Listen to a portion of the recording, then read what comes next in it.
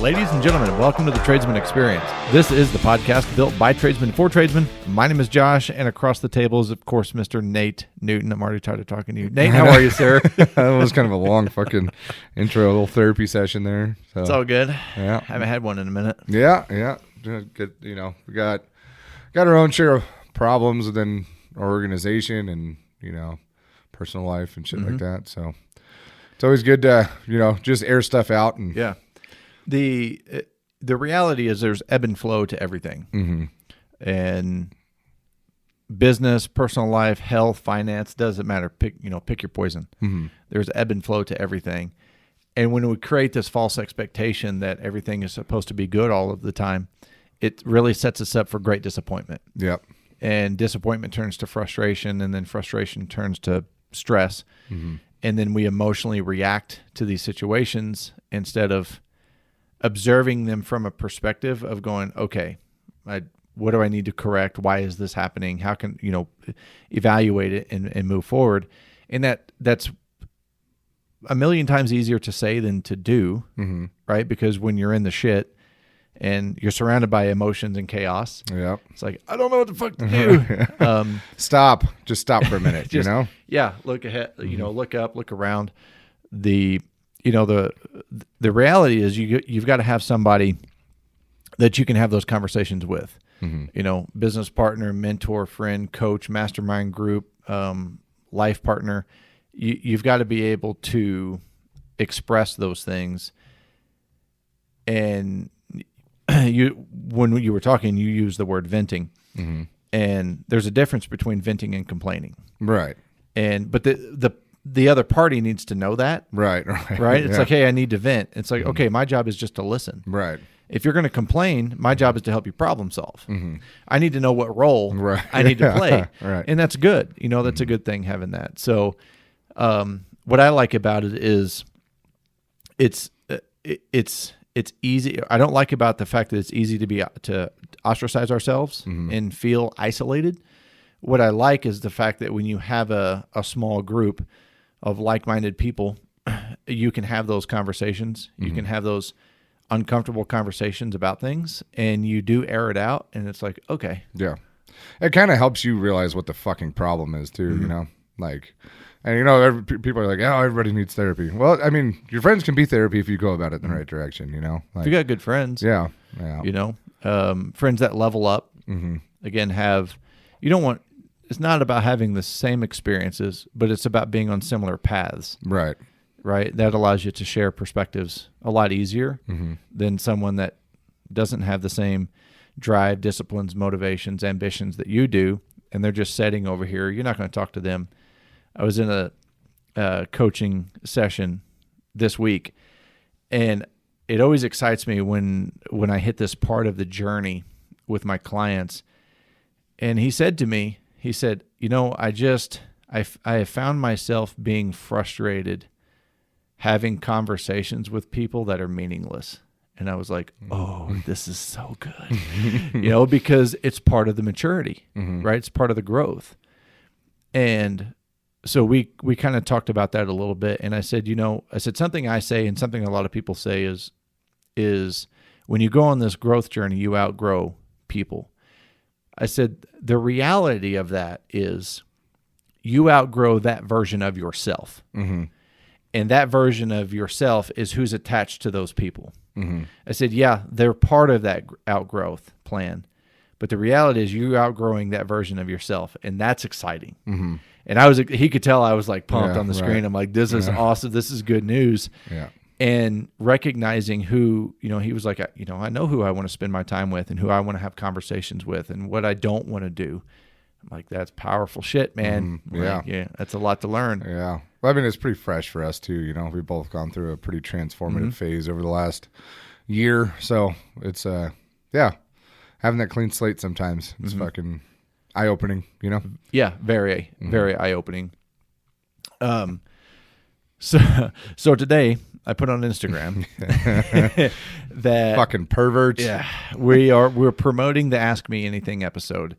It's going to be our 200th episode, so it's kind of a celebration for us, I think it's going to be a fun conversation. It's already going to be a fun conversation by some of the questions that I've gotten about what people want to know about you.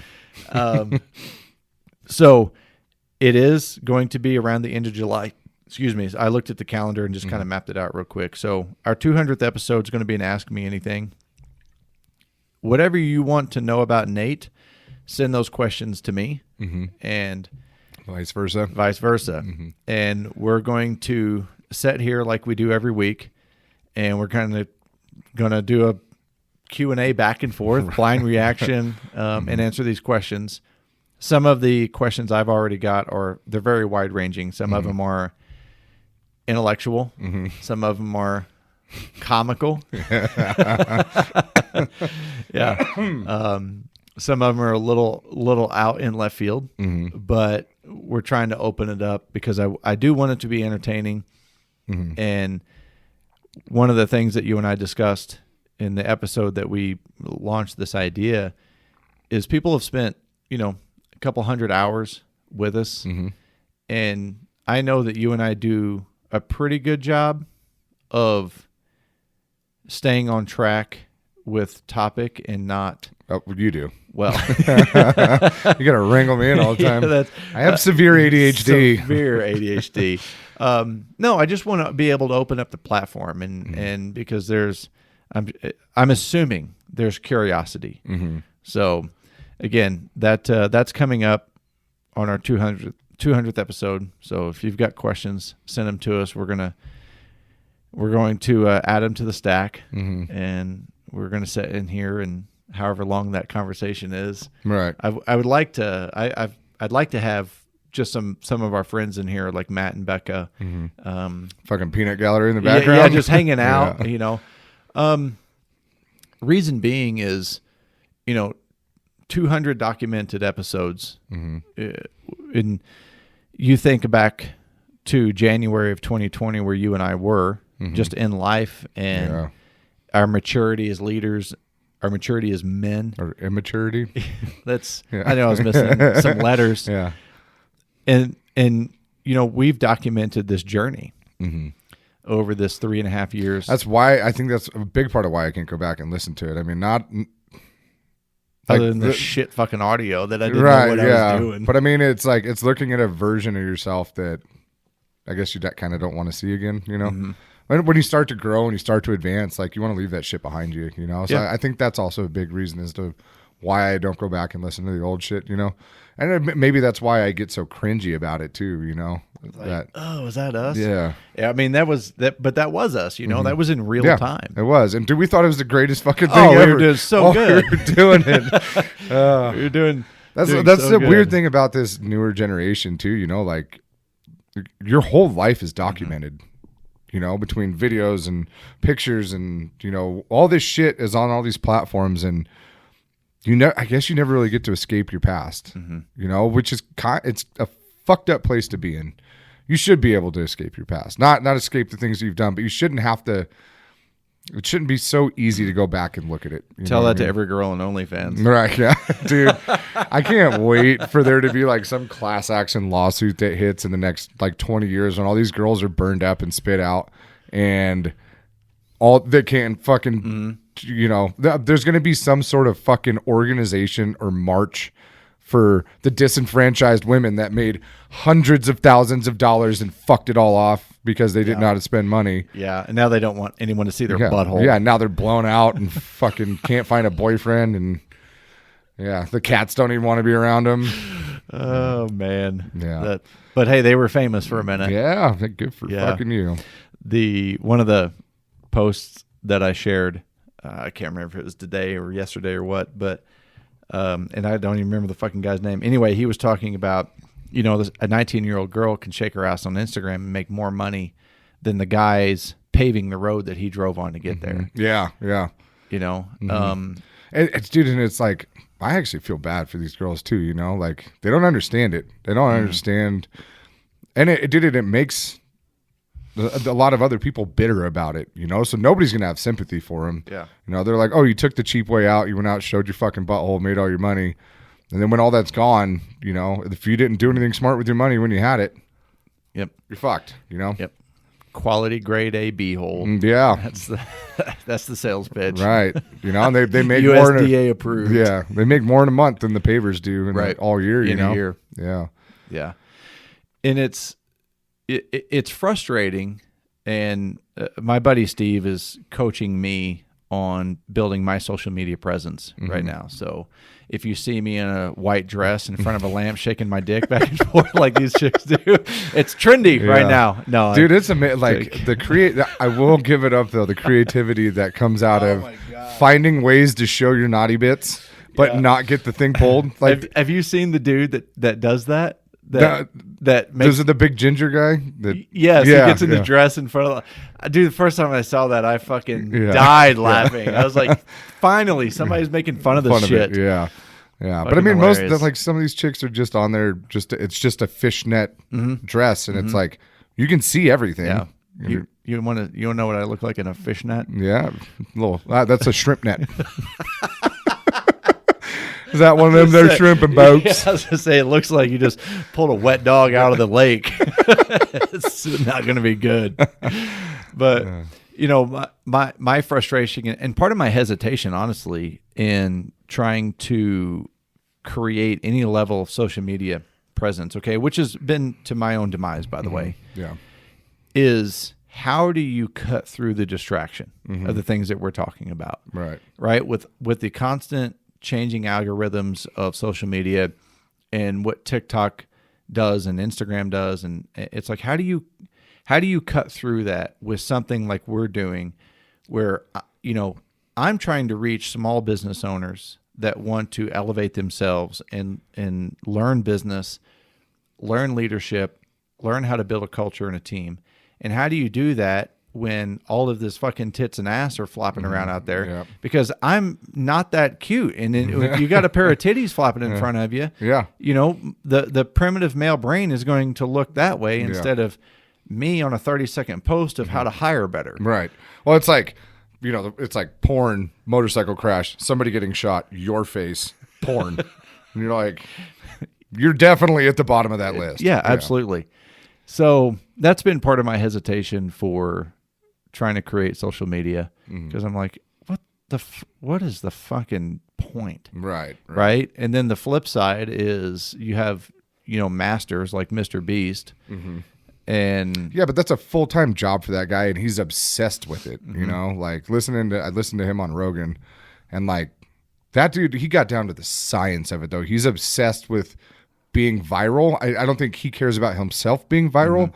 I think he's more involved in the science of being viral. Yeah. You know, and again, and I know I've got to get out of my own way, you know, and what I'm sharing is my ignorance. It's what I'm sharing, because you look at, what is it, Whistling Dixie and the Diesel Brothers, and you know, it's back to the motorcycle crash. Like they film destroying a Ferrari or a fucking helicopter, and it's like, for me, and this was something I was having a conversation with Steve about, and you know, he said, well, what is it? He said, what is it that you look at when you scroll YouTube? And I said, I don't understand the question. Yeah, I don't scroll. I didn't know you could scroll YouTube. Yeah, I said, I don't. I go on there for very specific things. Very specific. Do people scroll YouTube? I guess. I like the YouTube shorts, I guess, are basically like reels, you know, on Instagram. So, but again, like I don't even know how to make a thumbnail. I don't even know what that. You look like a thumbnail. Fuck that. If I shave my beard, I do. I sent you that picture the other day when we were meeting with fucking Shock Jesus on that episode. Phil, yeah. Oh man. Yeah. Adorable. Yeah, you look so stupid. Yeah, pretty much. Yeah. But it's like, I'm like, I don't know what you mean. Like, what do you mean scroll YouTube? Right. He's like, that's what people do. I'm like, who has fucking time to sit there and scroll all of these things? Yeah, they're on like 3 or 4 platforms scrolling them all, you know? So part of my internal dialogue to encourage me to try to build my social media is to disconnect from being the consumer and focus on just creation. Yeah, right. And not judge creation based on this whole fucking cesspool of consumers. I think the only thing that you really could do to make it more attractive is adding some sort of comedy in there, you know? Like, I think that, Yeah. you're not All gonna right. you're not gonna get Banana hammock it is. Yeah. That is funny. Bright fucking Bright yellow. pink. Yeah, What? that's a plantain hammock, not a banana. Is that bigger or smaller? small. I don't know what a plantain is. What's the purple one on the emoji? What is that thing? Eggplant. Eggplant? Mm-hmm. Yeah. How big are those? Those you don't got no eggplant, buddy. It's like this fucking big. Oh no, that would hurt someone. Yeah. Like me. Yeah, that would hurt my just back. Go to get a hard See how on thin him. my hips are? Dude, you'd probably pass out from the blood loss. I have to lay down. Yeah. I feel it coming on. Yeah. But I mean that would get likes, Definitely. People would be like, share, subscribe. Yeah, speaking of OnlyFans. God, yeah. Hey, dude. Only stands. The dad bod thing I think was hot for a minute. It probably still is. It might They're all still over the be. place, so Yeah, seen that. Yeah. But I don't know. So my buddy Steve, he's coaching me up and he's helping me learn how to. He's giving me homework. My homework assignment, literally for this week, is to scroll but go after the type of reels that I want to create. So looking at whether it's exercise, motivation. He's given me some specific ones to look at. He said, just look and see what they do, how they do it. Right. What is the background? Where are they at? What are they talking about? How are they doing it? And I guess it's TikTok now is actually migrating back to reels that are over 60 seconds. Instead of the third, like it was like these 30-second reels for so long. Yeah. I guess the longer reels are now starting to trend.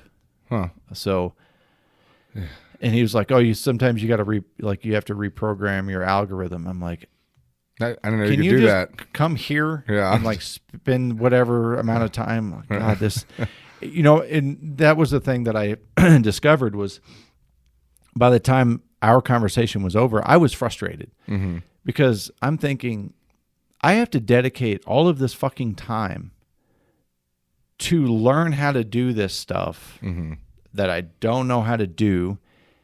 I have, I don't know what the result's going to be, but he told me, and he is fucking brilliant. By the way, on social media, I mean, some of his posts have like 15 million views on shit. TikTok and shit. Like he's just, and he's got a great voiceover voice. And he does a lot of cool stuff. So he told me, he said, you do this for 3 months consistently, you're going to learn everything you need to learn, and I promise it's going to pay off. What does payoff mean? I need to be clear in understanding what this result is. So, yeah, it's a new journey. We're in our fourth season of this, third season basically of the coaching. Doing it for 3.5 years. Yeah. Goddamn. And it's time to create a bigger presence because I want to reach more people, and I want us to reach more people. I want the coaching to reach more people. And it's like back in the Yellow Pages days, if you didn't have an ad in the Yellow Pages, you weren't getting a phone call. Yeah, right. And so that's where Billboards. That's where That's I've what got we to should be. do. Oh Billboards. Every major city across the U.S. just all over the place. Right. Like, what the hell? I will pay you to take that down. Is there a male dance club coming to town? Obviously. Yeah. Beards and belly dancing. Yeah, buddy. Yeah. You're doing the belly Oh, dancing. yeah. You ain't got the required material. I'm going to pop my belly button just for you. That's an Audi already. Give me a $5 bill, Nate. Oh, what are we even talking about tonight? Speaking of viral people on the internet. Yeah. So I sent you a Gary Vee, which I do like Gary Vee. I like his approach. I like his aggressiveness. Sent you a video. I sent Matt a video. I think I sent it to Steve actually as well because I'm like, this is the kind of shit that that I like. But Gary Vee got a question from the crowd about this guy was like, I hire, I fire, I hire, I fire. He said, I can't get the guys to do the fucking job. Is it me? And immediately Gary Vee was like, it is you. And he said, I can already tell by the way that you're casting judgment on your employees that you're not a good leader. And And I'm like, oh, what's this mean? And he goes on to say that one of the biggest mistakes that people make is we expect our employees to work as hard as we do, and they don't own the company. Right. And I think there's something in that as well. He said, but you can't, the mistake that we make is we create these fake expectations versus compensation. And then we have selfish expectations of the employee. So that's where I want this conversation that I want to talk about, and then I've got something that I want to actually compound and add to it and flip it to business side instead of just leadership. But to kick it off, the casting judgment on your employees. I am curious first. What did you get out of that video? Yeah, I mean, this is something that we noticed organically, through the coaching and stuff, like watching our own behaviors. Something that I've come to realize the expectation versus compensation is kind of bullshit. Like I pay you this much. I need this metric of shit out of you, which the metric 9 times out of 10, when you're having that conversation, you're already frustrated. So the metric's probably bullshit anyway, right? Detaching long enough to look at it and understand that these people aren't as vested in your company as you are, there's a fucking reason for that. And I think it's hard for us to see that a lot of the times because we're like, oh, we're making all the numbers work. We're making, trying to create a positive culture and this and that. Like, why aren't they working harder? Because they're not you. If they were, they wouldn't be working for you. And the unrealistic expectations and the judgment is one of those things that really hits home for me because I still catch myself doing that all the time. Right. I think it's an interesting point that you made because they're not going to be as invested in the company as you are because it's your company. That's one of the reasons that I focus on leadership because I think that focus can be getting them to invest in you as a leader, which is just a return on investment of you investing in them. Right? So I do agree with you. You'll never get someone on your team to invest themselves into the company as hard as you do. So you become that thing. You become that leader that they trust and they believe in and they want to invest in. And you do that by building leadership equity, investing in them and building the team. And then it's easy to always fall back to that. Well, why did you make this decision? Why did you do it this way? I like that you said that the metric is bullshit because I think that the contributing factor is the variables change so much. Yeah, and whatever that metric is, it's probably something that you may have neglected along the way, like let's say the guys start, especially if you're paying people to do travel and stuff and the guys, they're starting to incorporate their travel time into their work day. They're like, oh, well, we get paid travel, so technically I can leave my house at 7 instead of being on site at 7. And like, what is the metric there? Oh, well, they're not on time. Did you have a concise expectation for that? Like, and the even if you did have those expectations, people need to be reminded of shit, right? So it's easy to get frustrated and pissed off and be like, hey, why the fuck did you do that? Are you fucking dumb? And it's like, well, dude, come on, dude. Sometimes shit goes a little sideways or, things change all the time within your operations, especially if you're telling guys to hold off for an hour some days, I can see where sometimes it seems like it's not as important to be there as long as they're there for their 8 hours. They might not see it as being as important to be there. And personally, for like me, if I have the choice to start at 6 a.m., because it's summer hours, if I have a choice to start at 6 a.m. or 8 a.m., I'm taking 6 a.m. every fucking day of the week, especially if I'm only working 8-hour days. Like you're out by 2. You have the sun to go down till fucking 9. You got more time off of work with the sun out than you do being at work, So when just even that in itself, I get frustrated when the guys are like, would rather come in later. And I'm like, well, I wouldn't fucking do that. Why the fuck would you do that? Why do you not see the logic in having the rest of the day off? They fucking value their sleep more, or they want to have a slower morning, whatever the fuck it is. I'm frustrated over a bullshit metric, right? Right. Because they make a different decision. Mm-hmm. And do you need to have framework in the company? Yes. Mm-hmm. You need to have a start time. If there's an opportunity for some level of autonomy, Mm-hmm. if they have to travel, if it's hot, in the HVAC industry, when we had attic jobs, the guys could start as early as the homeowners would allow. Mm-hmm. Sometimes they were at someone's house at 4 a.m. Right. And they would only work till 11 because it was 160 fucking degrees up there, Mm-hmm. and you're swimming in insulation. Yeah.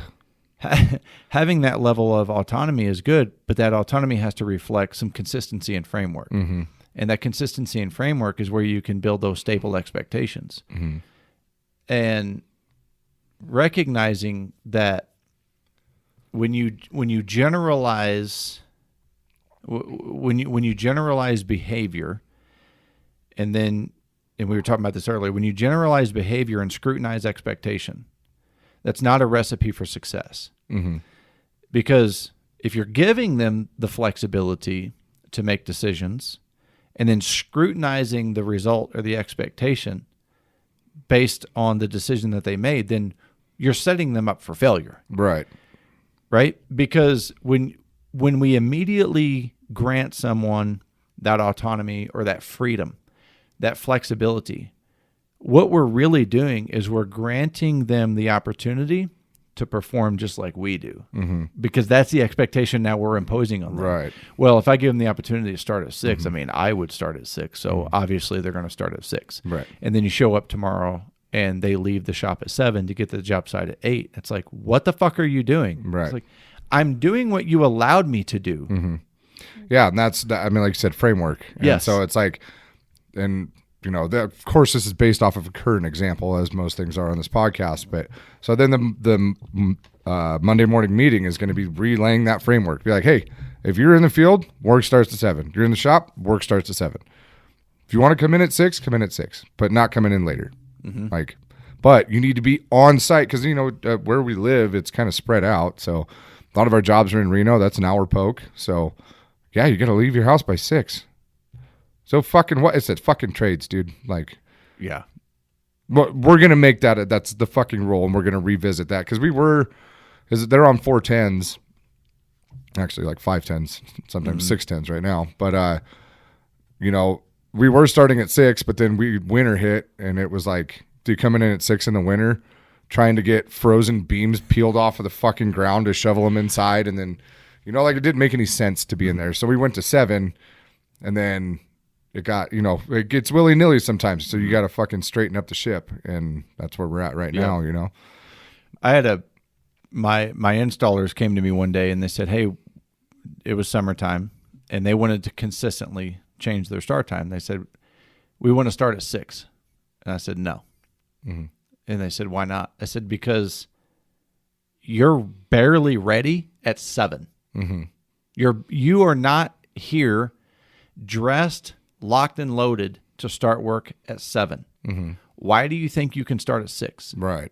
Yeah. You're going to need to get here at 5:30, 5:45 so you can start at 6. I'm not paying you to show up, fucking change clothes, dick around, take a shit, load the truck, and leave at 7. I said, we're not doing that. Right. So no, Mm-hmm. we're not changing the start time. Right. Well, and I think as of right now too, this has been such a mild summer so far, or spring or whatever.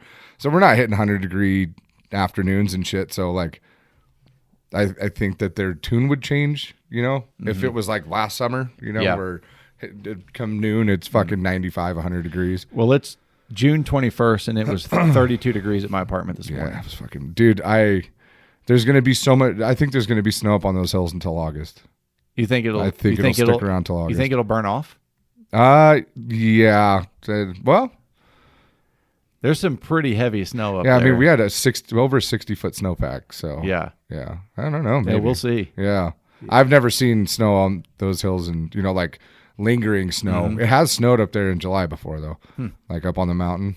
It can snow at any time over 10,000 feet. Yeah. So, but Yeah, it was one hell of a fucking winter. Yeah, it was crazy. Our P&L show it. Yeah, it's fun. Yeah, there's a lot of companies that are experiencing that. We're still playing catch That up. lull. Yeah, the catch up.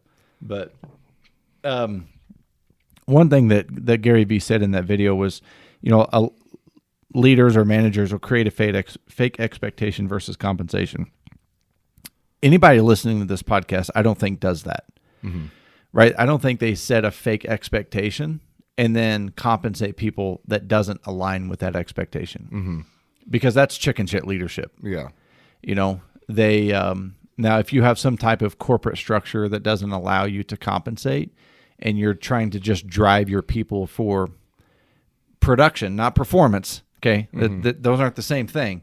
If you're just driving your people for production and you have this systemized metric that a corporation manages, mm-hmm. That's that. You're trying to create a false or fake expectation for your team mm-hmm. that doesn't meet the compensation. Yeah. Like you said, I don't think anyone listening to this suffers from that. Right. Yeah. I do think people could potentially do that subconsciously too, though. That sounds pretty deliberate. It would have to. It would have to be. It would have to be. And the reason I think it's deliberate is because you look at the factors that we have in place. One is you look at recruiting, you look at the minimum 3-step interview process, you look at the onboarding process, you look at the accountable growth plan process, you look at the annual or biannual 360 review process. There's no way that is going to happen. Right. Yeah, and especially if you have like your tiered system built or something along those lines, like growth paths and all that.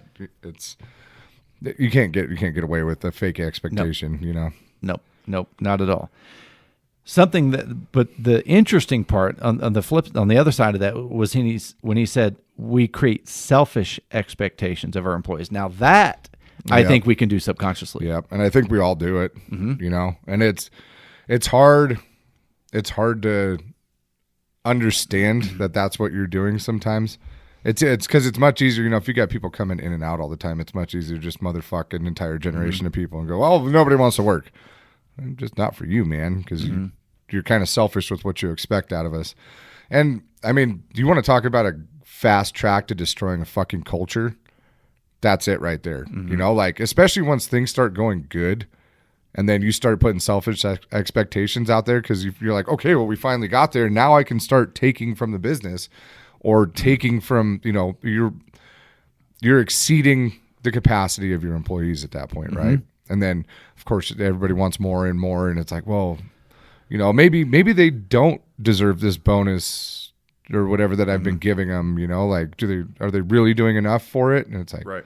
That's a selfish expectation right there, Yeah. So I want to look at the other side of that coin of this, of the selfish expectation is when you expect more out of your team than their operational capacity allows. Mm-hmm.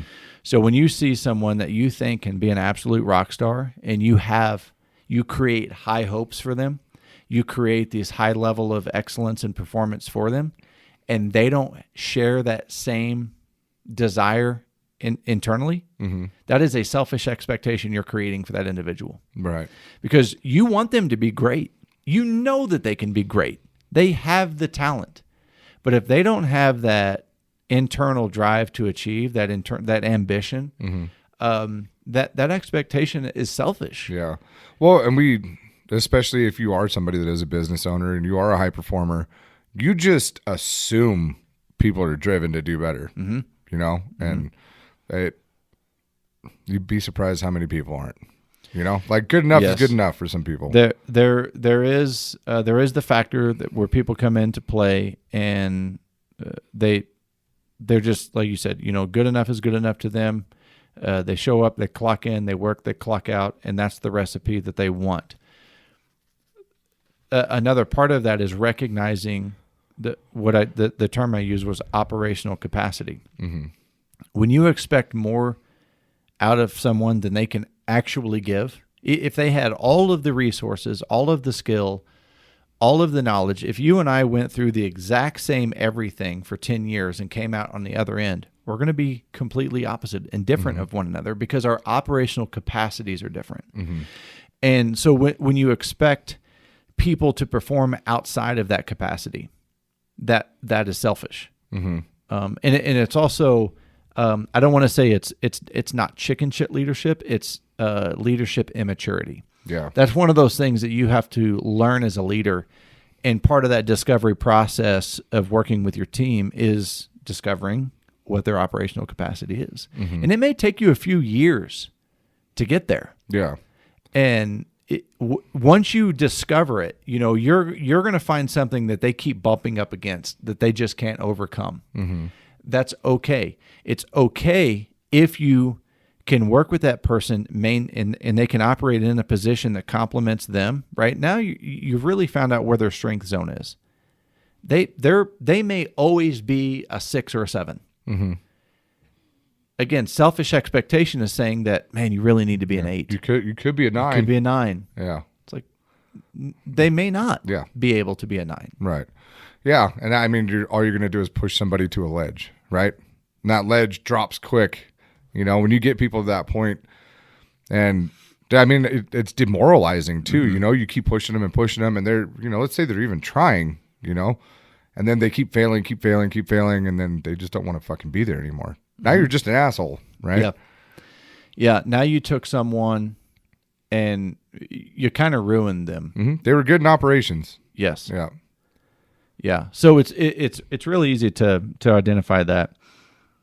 How I wanted to flip this from leadership to business, and I watched that video multiple times, was how often do we cast judgment on our client?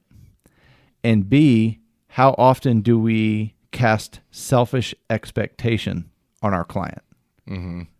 Yeah. I mean, that's a good one too, because the arena is so cutthroat, with the way that contractors interact with one another. I'm speaking from a subcontractor point of view, but the fight that you have to be in all the time over money, over schedules and shit like that. And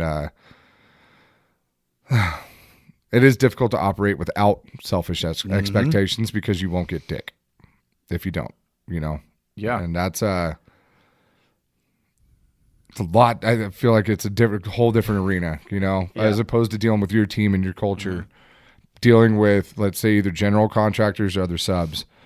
And we try to be as soft-handed as we can with things. We don't want to run out there and try and fucking muscle people around and be a dick. And, we don't want to operate like that, but there's a lot of subs out there, and that's out of our control. There's a lot of subs and generals that are out there that do act like that.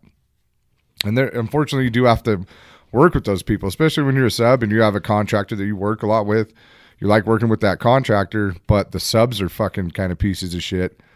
It's like, well, we're willing to put up with it, And I guess that could be toxic on our end, as far as toxic to ourselves of having these expectations of these other subs. And not only is it unfair to hold them to that standard, but you're taking the piss out of yourself with it, We're kind of dealing with some of that shit right now, and it's frustrating. Yeah. Yeah. And thinking about the conversations that we've had about those scenarios is in the episode before this, we talked about everyone gets a vote. And that really impacts you when you approach that client with selfish expectations. We always, at least you should, I'm not going to say we always, but we believe that we're the best. We believe that we're going to provide the best experience. We are going to provide the best quality, the best standard. We have the best guys. And when the client refuses us, we feel like that's an attack on our integrity because we have these selfish expectations that, of course, they're going to choose us. Of course, they would allow us to do the job because we know what we have to offer. And when you approach it with a self-expectation, I think it minimizes your view on how to understand and how to identify really what that client wants and how to create that experience and really asking hard questions. And if you have I think some of the stuff that you're experiencing now is a good example. But some of the hard questions is asking, what is our plan to move forward from here? Mm-hmm. What is the best way for us to move forward from here? Mm-hmm. I feel like we're out of alignment. Where are we disconnected? Mm-hmm. And really setting down, and I know it's, this conversation is obviously in a controlled failure environment. And when you try to have those conversations with clients that finger point, mm-hmm. that don't want to have accountability, they don't want to take ownership of their role, yes, those conversations are different. But again, you have to be careful about placing those selfish expectations on that client. Mm-hmm. And you have to be willing to remove that and go, okay, where are we failing? Yeah. Why is this relationship taking a turn for the worse? What is it that I'm not understanding? How do we need to communicate differently? Has the result of the expectation changed? Cultivating that conversation out of people, I think, will help you discover what those expectations are. And I've worked with clients. Look, I've worked with clients where it's a constantly fucking moving target. Mm-hmm. Yeah. It's a game, right? Yeah. Yeah. And I think just real mm-hmm. quick before we get too far past it, the wanting to have those conversations with them, it's really hard to do that without having monetary impacts. If we are moving targets or we are failing somewhere, who's paying for what, mm-hmm. And that makes it really difficult to let go of that selfish expectation, right? Because you're mm-hmm. like, I fucking want to get mine, and you got to get yours.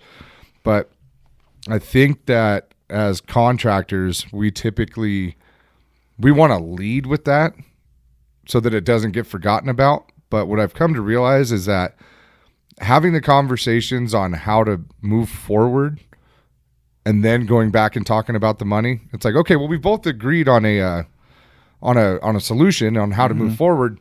This, and this is not in our contract in our original price. So, I mean, we're going to need to have a change order. I think having the monetary discussion on the tail end of solutions is a lot better than getting in there and slapping your dick on the table and being like, well, you're going to fucking owe us more money. Mm-hmm. And then you're in a place of trying to create solutions from a monetarily cheap position, right? And so everybody's trying to cut corners and not mm-hmm. fixing things properly. I just because I've had those mm-hmm. conversations recently, and it's very frustrating, but it's also not getting anything done. Mm-hmm. Because when you focus on money, there is no solution. Right. You're focusing on money. The conversation is about money, and then the perceived solution is, what can we get the most out of for the least amount of cost? Mm-hmm. The approach that you're talking about, let's create a solution first. Let's figure out what we agree is going to be the best solution, mm-hmm. or at least the solution that we both say, okay, we will commit to this. This is a good solution. Good solution. Yeah. We agree. And then going, all right, this is in our scope of work. This is mm-hmm. out of our scope of work. This was listed out in the exclusions, whatever mm-hmm. the conversation is, because now it's just about, all right, what's it going to take to implement the solution? Mm-hmm. Much better approach, right? Mm-hmm. Much better approach. And again, removing those, part of that selfish expectation would be entering that conversation going, well, no matter what, they're going to fucking pay me. It's like, are they? Right. Mm-hmm. You didn't read your contract, did you? Yeah. It's a job's not sold till the contract signed, mm-hmm. and the job's not done until you're paid. Yeah. Well, and those contracts, the state of Nevada is good. As a sub, we're very well protected. Mm-hmm. But there's a lot of loosely worded shit in there that if some of these guys, if you have some of these really big outfits, they have a legal team. Yes. Yeah. They spend all day looking up old cases and trying to find money that they got fucked out of, and don't just do the job and come up with good solutions and maintain good relationships. That expectations thing kind of goes out the window when it comes to a contract. Your expectations don't mean dick. Mm-hmm. So I would say that when it comes to that side of it, you're better off just abandoning expectations. Everything is written out in stone. There's nothing to expect other than what's there. You have to understand the agreement. Yeah, the agreement. Yeah, that's what you have to understand. But again, I'm not sure it's necessarily about throwing the expectations out the window. It's just about understanding the agreement. Mm-hmm. If that's the simple expectation, right, is the agreement is understanding the agreement, that's right. fine. That makes a little more sense. Yeah. But if you go into it with a selfish expectation, you're gonna get your lunch eaten. You are, and you're gonna look at the agreement and you're gonna ask yourself a simple question: well, what's in it for me? Mm-hmm. And any service providing, product providing company, if you approach any conversation, any contract, any market with that in mind, with that first, you're going to lose. Because people now assume that you're trying to take, and it's not a working agreement. Right. Does that mean that there's contractors out there that aren't going to try to fuck you? Nope, they exist. Mm-hmm. Yeah. That's any industry, right? Every industry. Doesn't matter what it is. I think that they're just, I think it looks a lot more prevalent in the trades, especially in contracting, because most of the people that are starting these businesses knew nothing about business walking into it. So it's a lot easier to like get people to do shit on a handshake and then you kind of fuck them out or whatever, So predators are always there. Yeah. You just see a lot more of them in the trades because they're preying on uneducated people, I encourage everyone to have an authorized agreement. Simple term is a signed contract. Pick a number. Let's just say it's $500, and a lot of small businesses, especially if you're doing less than $250,000 a year, $500 is substantial. Any work that you're doing that's $500 or greater, you need to have a signed contract. And the verbiage that I use is you need to have an approved agreement. You need to have the individual authorize at least work to be performed. I mean, because you could even do just a signed estimate. Signed proposal. Yeah, that goes along. That's how we operate. Because we've done plenty of $10,000 jobs on shit like that, and we're to the point now where, dude, if it's less than fucking 10 grand, I'm like, dude, why are we fucking with this, and because of just that right there, like if I have to go chase down money on a $6,000 invoice, that is such a fucking waste of my time, Like, dude, we've had invoices where I just voided them. It was like $400, and I'm like, the amount of effort it took to just all the shit around that shop just to generate that invoice. I'm like, it's not fucking worth. It's not worth the time to go hunt it down. So now it's like cash in hand right now. I was going to say anything, collect. Cash in hand. Yeah, collect. Yeah. Yep. If it doesn't have a contract, you collect that moment. That's right. Yeah. And that's a system. Right? That's a systematic operation of the business. You shouldn't have to be trying to track money down. And when we had the HVAC business and I started looking at accounts receivables, and I see jobs where we would have, a $68 maintenance fee, an $89 diagnostic fee, $150 invoice here. And it's accounts receivable. And I'm talking 30, 60, sometimes 90 days out. I had to pull my service team in and I'm like, what are we doing? Why are we going to a maintenance call where it's, like I said, $70, and then, if they have a filter, and the client isn't already expecting to pay? How is that happening? Yeah. So that expectation starts with a phone call. Yeah. Dude, I mean, if you're not doing contract work, and contract work is always going to be at least 30 days out, if you're not doing contract work, there's no need for you to fund somebody's job. No, don't finance the project. Yeah. Collect. Yeah, that's fuck. Yeah. It took us so long to figure that out, and I'm like shaking my head. I'm like, why would you do that? Yeah. I'm like, oh, we operated our business like that for fucking years. Yeah. And we did too. And that was one of the lessons, that I've learned when I look at, doing EFI training or RVT training and working with these companies of how to properly set those expectations. Method of payment is an expectation that you set. So if we're coming out or we're doing a project or whatever, I'm going to simply ask you, Nate, how do you plan to pay today? Back in the day, it was easy, check, cash, or credit card. But now there's fucking everything. There's Bitcoin and Venmo and PayPal. Dude, we have people come in asking if we have a Venmo, and I'm like, this is a steel shop, like cash or check. Yeah, we don't do cards anymore. Really, dude? It's fucking bullshit. It's like almost 4%. I was going to say the ticket items that you're dealing with that would Yeah. get expensive. Dude, because we had it to where through QuickBooks you could pay through the invoices, and it was a 4% thing. We had a dude paid for a $25,000 bill with his fucking credit card because he wanted the airline miles, and I'm like, dude, come on, man. Well, even if you are lucky Was enough, that a grand?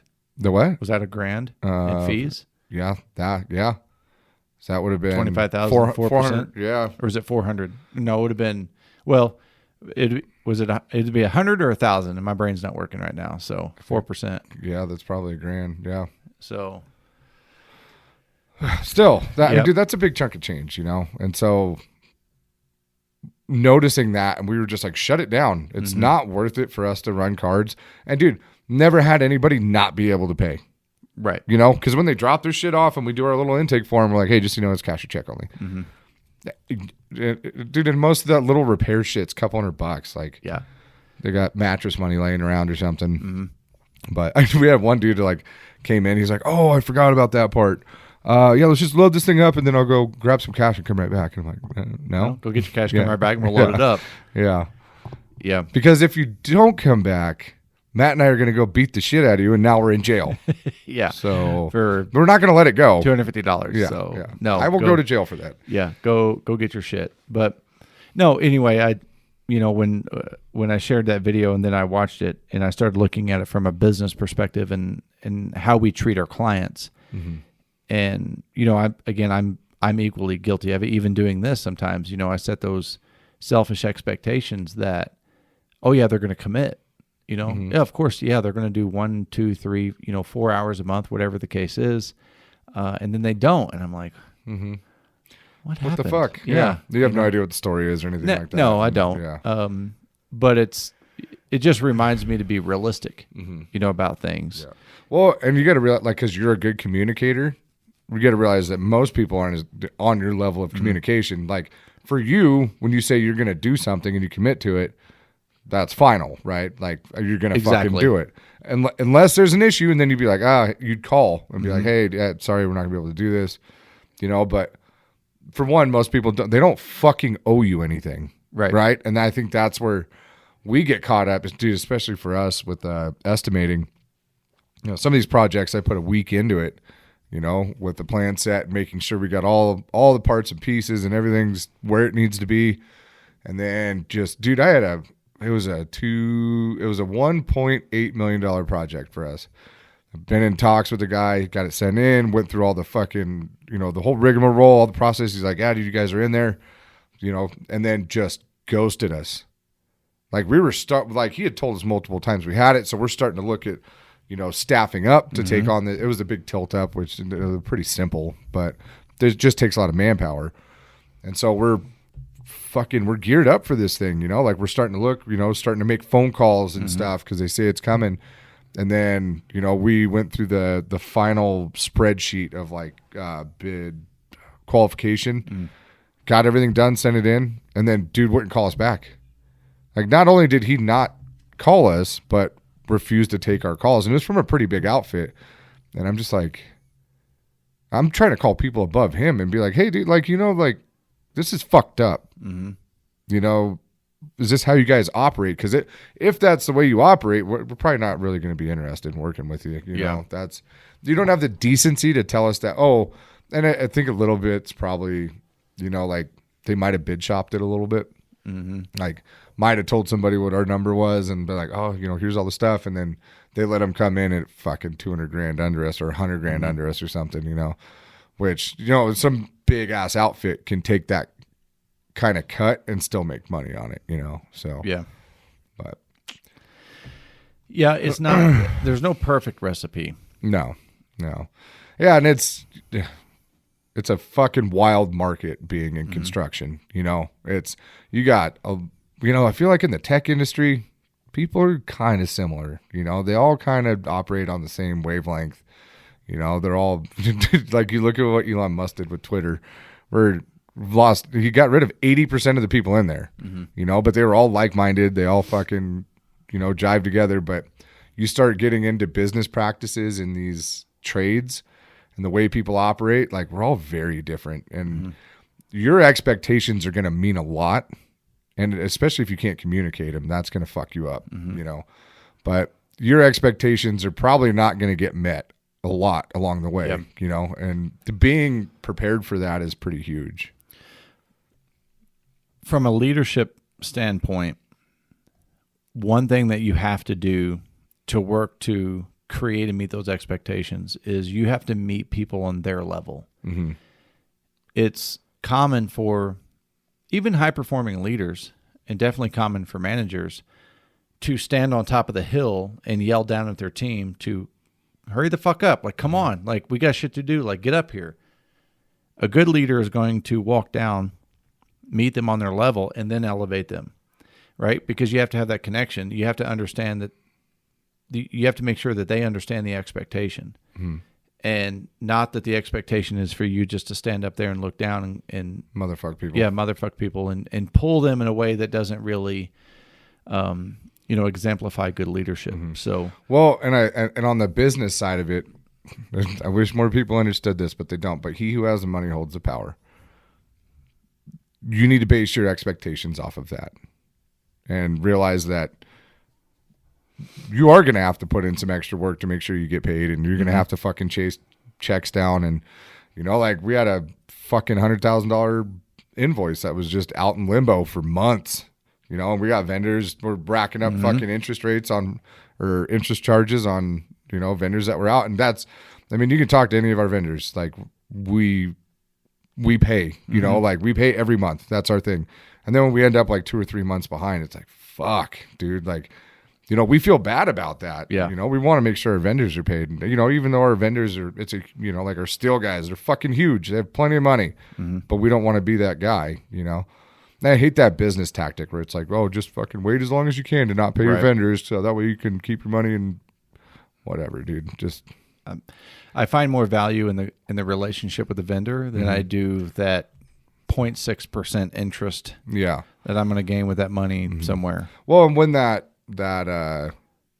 when that invoice started getting far behind, you know, like I was reaching out, I'm like, hey, you guys, I'm sorry, we haven't paid yet. They're like, we know you're going to pay, you know, like there's no threats of leaning a property or anything like that. You know, they're like, you'll figure it out. We know. Yeah. So, and they trust you to do that. They do, because again, you have equity in that relationship, you know, and sometimes, you know, and I had those same conversations with vendors. It's like, hey, I'm working on it. Like we'll get you paid with, okay. You know, just communicating with them. I learned that if you communicate with them, most of them are going to treat you well. Dude, when they go dark on you and they owe you $100,000, yeah, I'm like, that scares them. Dude, I'll lean that or I'm saying for us, like we were owed. Yeah. I'm like, dude, I'll fucking lean that property right now. Like, but that still doesn't get us the money either, you know? No. And then when the project's like just started, that's not a good place to be in. 2-3 years out. Yeah. You know, from the end. Right. Yeah.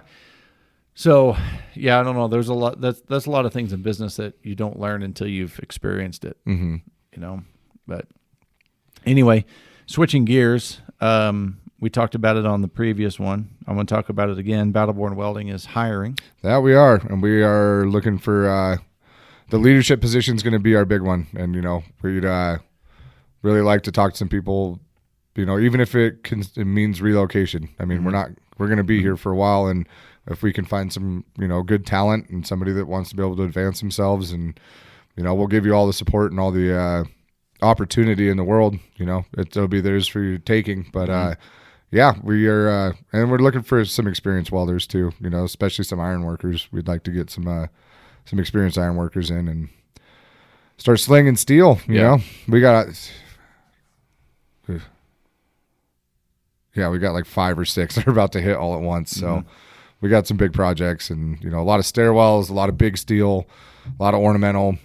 So yeah, I mean, and dude, I wish I could have worked for us when I was, you know, starting out in the trades, you know, because we do so much different shit, you know, it keeps everything interesting. And you guys, I saw that 2,000-pound gate. God damn, that's to keep homeless people out of an amphitheater that gets used twice. How big are the homeless people up there? They like riding around on dinosaurs and shit? God, you would fucking think. But dude, the boys showed up one morning, and they've got like that tent fence up there. all around the amphitheater, Okay. just to try and keep people out. And fucking some homeless tweaker broad running up with a set of bolt cutters going to town on a fucking chain, keeping the fucking things together, the panels. And Jesus. that's the perforated steel inlays that are in all the windows. Those are 1/4 inch thick. Yeah. There are penitentiaries that have Less security than that fucking Exactly. amphitheater. yeah. When I was there Monday, I was talking to Grant and I said, Is that gate I've heard about? He said 2,200 pounds. Yeah. Fuck. Fucking behemoth, dude. Huge. Yeah. And the thing is, like, you get a good gust of wind and you got some, like, Oh, dude. you're going for a ride I with was that fucking gonna thing. But you're hanging onto that thing and trying to open it and Right. close it. Yeah, it's going to take you out. But no, it, the email, It's battlebornwelding@gmail.com. Okay. Yeah. And you can check us out on Instagram at battlebornwelding. Or just pop into the website, battlebornwelding.com.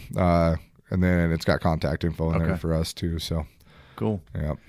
I'm not going to go throw my cell phone number out there or anything. I don't want a bunch of dick pics popping up, especially knowing this audience and the shit they've already sent. Don't lie. I'm going to start up an OnlyFans. It's just welders' dicks.